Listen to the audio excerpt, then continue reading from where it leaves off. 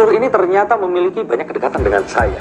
Kedekatannya apa? Sama-sama tukang obat, sama-sama bisa berjualan. Intinya itu tadi. Dan saya mengikuti semua pilihan katanya, cara berorasinya. Ini memang dia seorang mungkin saja penjual yang juga hebat. Dari kecil mengikuti ayahnya yang berjualan obat dan melakukan pertunjukan debus. Dan dia pun ikut mendalami dan melakukan seni pertunjukan debus itu tadi. Dan dia akhirnya berjualan obat seperti ayahnya juga. Nah, biasanya kalau melakukan ini itu bisa beberapa trik sulap seperti saya. Ini salah satunya konon dia lakukan pertunjukan di Taman Hiburan Surabaya atau THR Surabaya. Dulu waktu kecil saya sering diajak ke sana. Jadi saya nonton pertunjukannya. Dan dari situlah sepertinya dia memiliki atau mempelajari cara untuk tampil atau public speaking, berbicara depan orang, menggiring atensi dan menyampaikan maksud.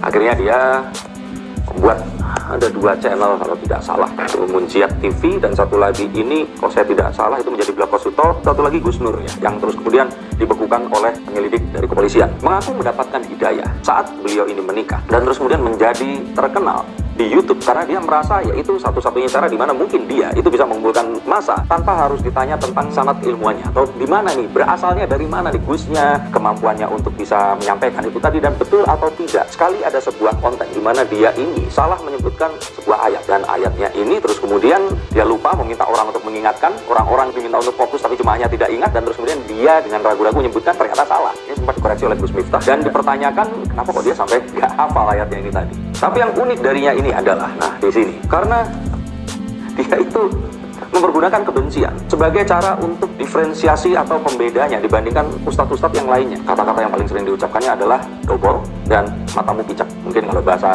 Indonesianya dobol itu apa ya? Sudah jebol seperti itu. Saya nggak tahu apa itu maksudnya, kenapa kok dia mengucapkan hal tersebut lagi. Dan matamu picak ya matanya itu tidak bisa melihat. Intinya seperti itu. Sesuatu yang kasar.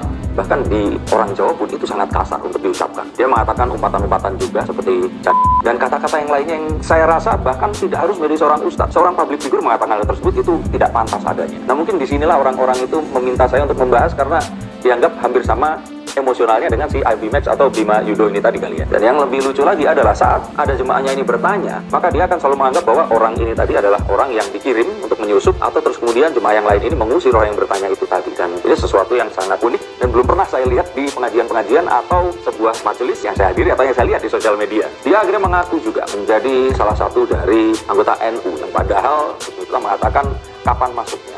Kok sudah ngaku keluar. Jadi dipertanyakan juga dia ini seorang NU betulan atau bukan. Tapi yang pasti sepertinya ada dugaan bahwa dia melakukan ini untuk menarik sebuah dukungan dari massa dan melegitimasi apa yang mungkin akan dikatakan dan yang kemarin itu dikatakan. Dan terus kemudian kekasarannya ini selalu dialamatkan dengan dia adalah seorang kader NU yang kecewa kepada rezim sehingga dia melakukan hal itu. Yang saya kira sebenarnya bukan itu tujuan dia melakukannya.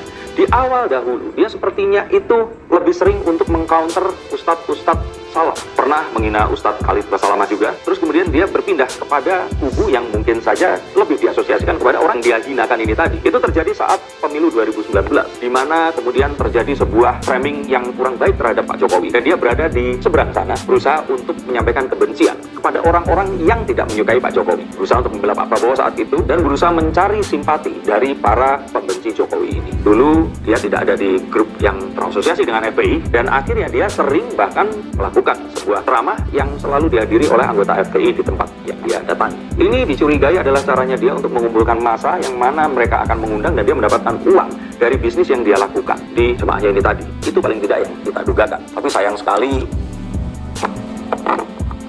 kenapa ya Pak Refli Harun ini harus tidak melihat sisi itu tadi dan malah mengundangnya menjadi narasumber dan terus kemudian dia terkesan membela si Gus Nur ini tadi padahal banyak hal yang ganjil dan aneh yang ada pada beliau ini tadi. Dan lagi pula dia ini pernah dipenjara 10 bulan sebelumnya dan itulah sebenarnya yang membuat akhirnya dia dipenjara lagi karena dia mewawancarai sesama mantan residivis yang terus kemudian bersama-sama mengangkat isu tentang ijazah Jokowi yang diduga palsu. Dan saat itu menjadi viral, semua orang mempermasalahkan, terus kemudian dia dikenakan pidana ini, dia dan orang yang tadi diinterview ini yang bernama Bambang Tri ini tadi, akhirnya telah berteman, terus kemudian saling tidak menyapa dan sekarang sepertinya bermusuhan. Dan ini juga lah yang akhirnya menjadi sebuah pertimbangan dari majelis hakim untuk memutuskan hukuman selama 6 tahun karena dianggap si Gus Nur ini dan Bambang Tri ini nggak kapok-kapok untuk menyebarkan mungkin dianggap berita bohong dan juga menyebarkan kebencian dengan hasutan-hasutan yang dilakukan selama ini. Semoga dengan ini semua dia akan dibukakan pintu hatinya dan menerima hidayah, mungkin saja akan menjadi Gus yang sesungguhnya. Jancuk.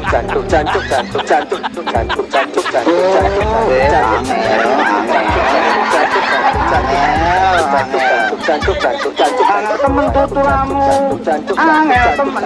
Jadi kalau kamu lihat ceramahku nggak cocok. Karena aku kasar orangnya. Hah?